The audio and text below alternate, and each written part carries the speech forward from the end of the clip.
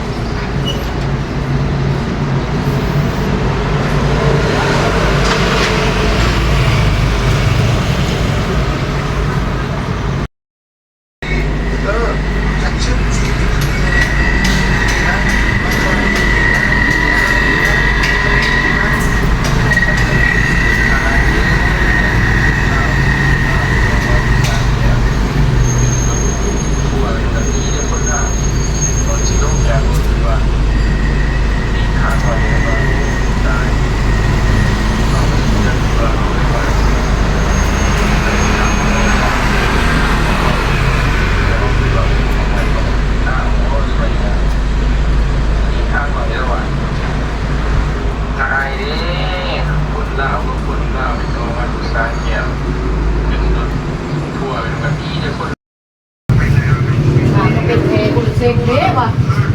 ประมาณที่เป่งเลยอ่ะ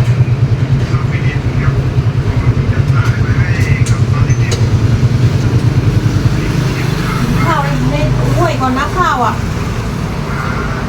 ข้าวในถ้วยมีเอาจานมาทำไมอ่ะ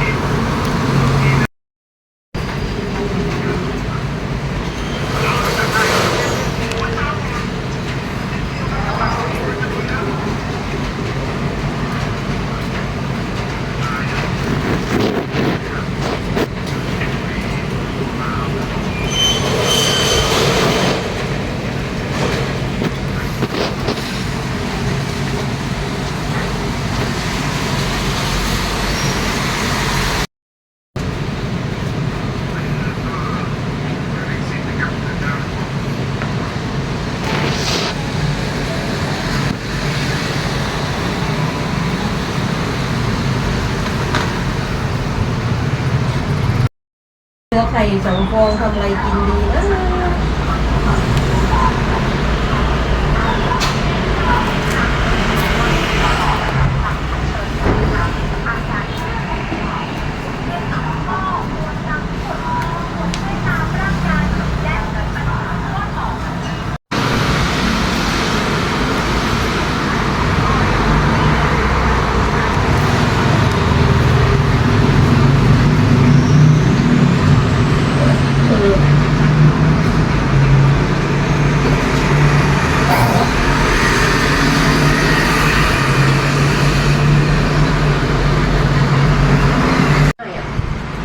ใหม่กับ13เนี่ย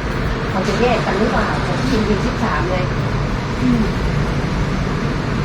สู้ๆแล้วกันพี่ก็สู้ๆแล้วกันพี่ก็ตั้งใจตัวเองสู้ๆอ่ะทำไม่ได้อ่ะเสร็จพี่ยิ่งอ่อนๆอะไรไฟมั่งมันจะเอาอะไรไฟมั่งมันจะเอาอะไรไฟมั่งไปแม่งไม่ไปให้ไงตอนนี้เขาเป็นเรื่อง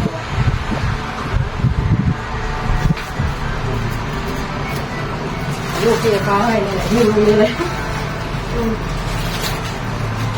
นี่เดี๋ยวดูไป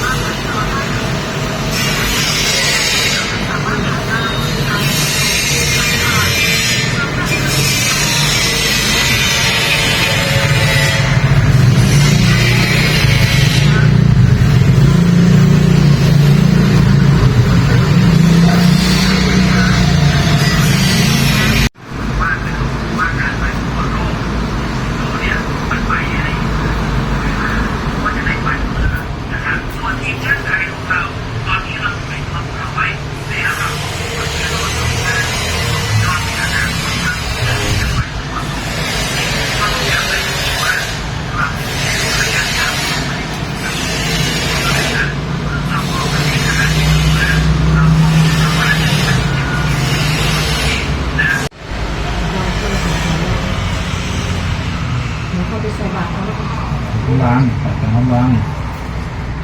ผมนี่เขาก็รู้อยู่ว่าจะกิน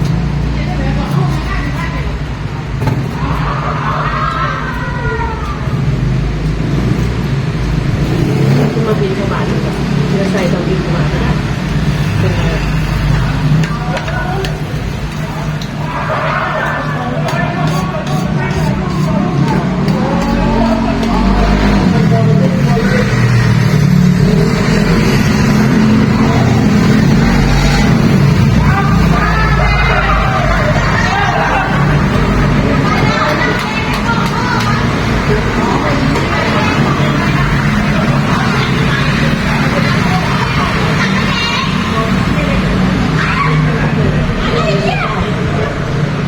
เราเรียกมากินข้าว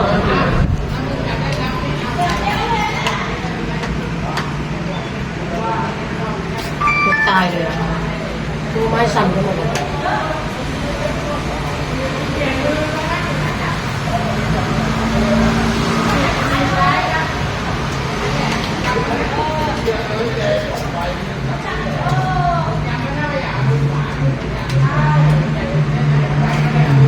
ไม่กินไข่เดี๋ยวนะเดี๋ยวส่งกล้องท้ายอันนี้ต้มมาก็ดีเมื่อเช้าไม่น่าเจียวเลยถ่ายหาอะไรอะเซ็ตเดี๋ยวมันก็เต็มอ่ะโทรศัพท์แล้วก็จะได้เครื่องใหม่อีก อย่างนี้เยอะดูที่อ่ะ ถ่ายเสร็จแล้วก็ไม่ลบด้วยนะเต็มอยู่นั่นแหละ เหลืออีกจิ๊กอ่ะ เยอะเลยยังไม่ได้โพสต์ เครื่อง นะ ใหม่ไม่ต้องมาพูดคำเครื่องใหม่แล้วนะพอแล้วนะไม่ได้ใช้งานอะไรแค่เอามาถ่ายเล่นเฉย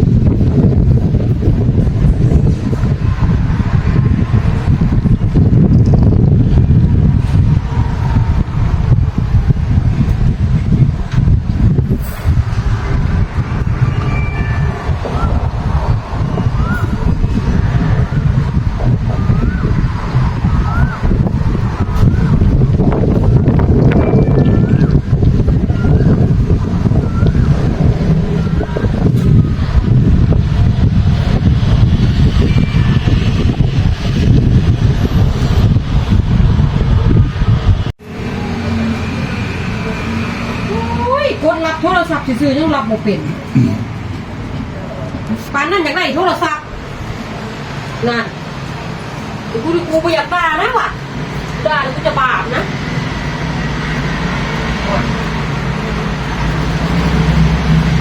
ฮัลโหลเมย์โทรมาบอก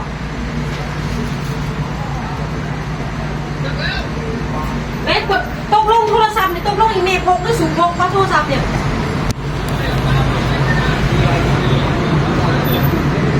เห็นโทรมาเมื่ออันตอนนั้นนะตั้ง3 เดือน4 เดือนน่ะ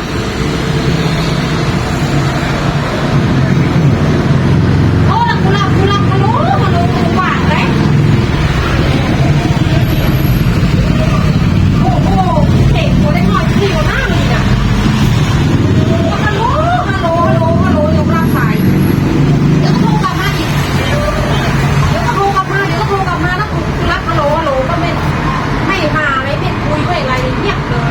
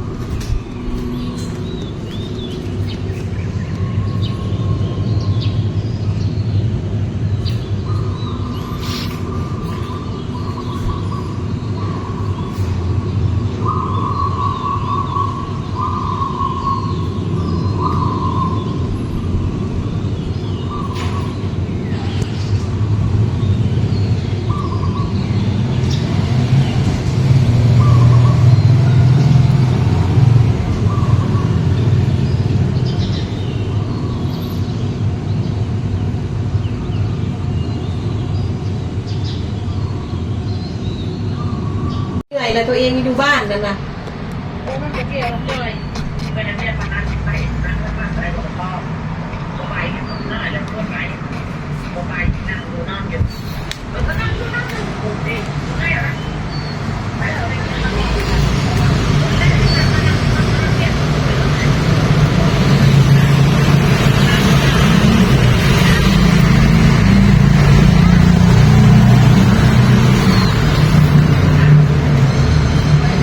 บอกแล้วที่หลังนะมึงก็ต้องไปมึงไหนมันไปโลดเรียกยัง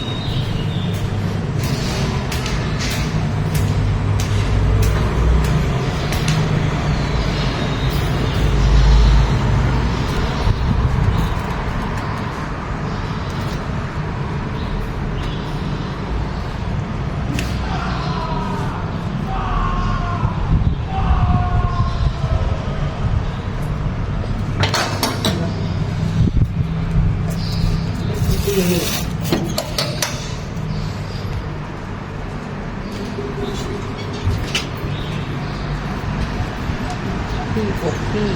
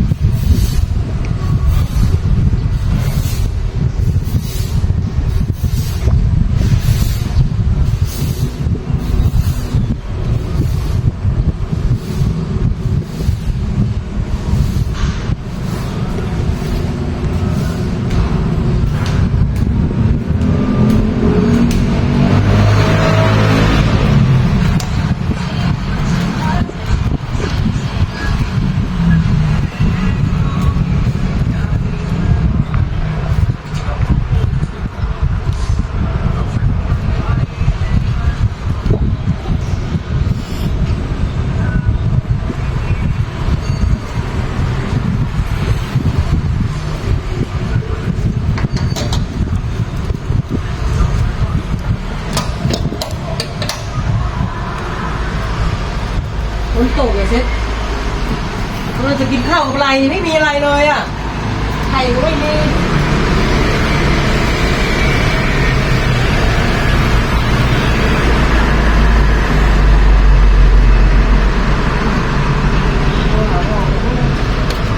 ฝนตกใช่ไหมเจ๊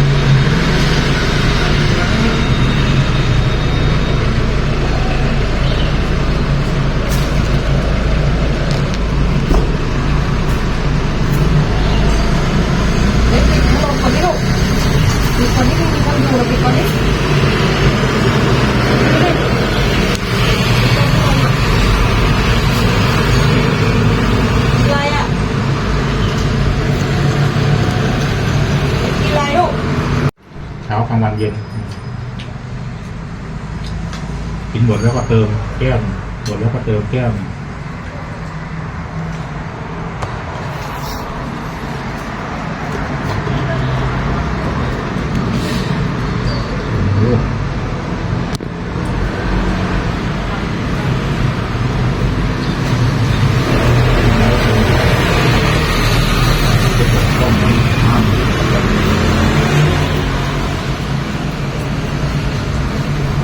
บางแล้วก็เก่งลาดที่ไปมันดีไปตกดูดีน้ำป่าบอกห้าม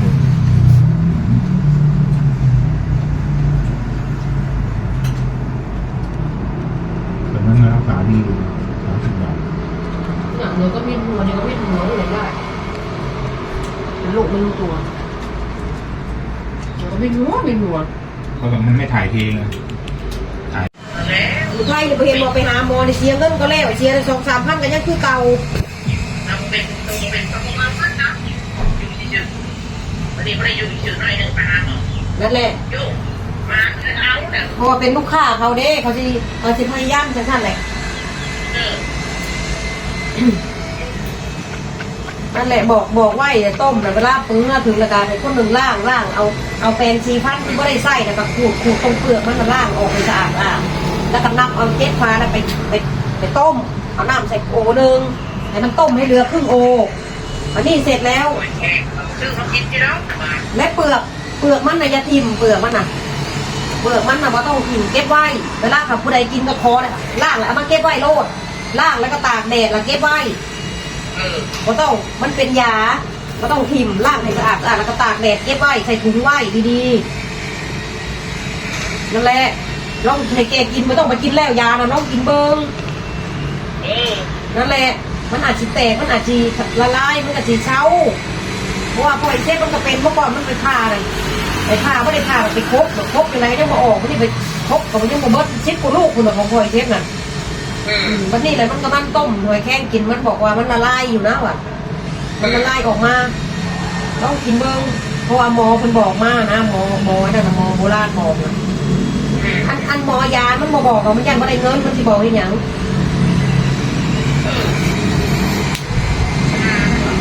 นั่นแหละมันก็เลยบอกให้หมอมันซื้อของไหว้ได้หมอนก็นี่อะไรเขาไม่ได้ด่ามันก็บอกมึงฟังก่อนมึงไหว้อย่างไรบอกว่ามึงที่เปิดไฟแค่บอลมึงเก็บเปิดไฟแค่มันเมียนตัวเนี้ยว่ะก็ไหว้เขาเลยบอกว่ามึงกับมึงฟังหนาฟังหลังไม่มีอยากจะไหว้อย่างเดียวได้น้องใส่ว่าที่มันในการเสียเงินเก็บมาแต่นั่นแหละรับไปทอดนั่นว่าเราไม่ได้กินเบอร์เราทอด ถอดอีหยังทอดเท่านี้อะไรเนาะเอ้าอีหยังคือเผาถอดล่ะไปจากของเราโอ้ยเนาะ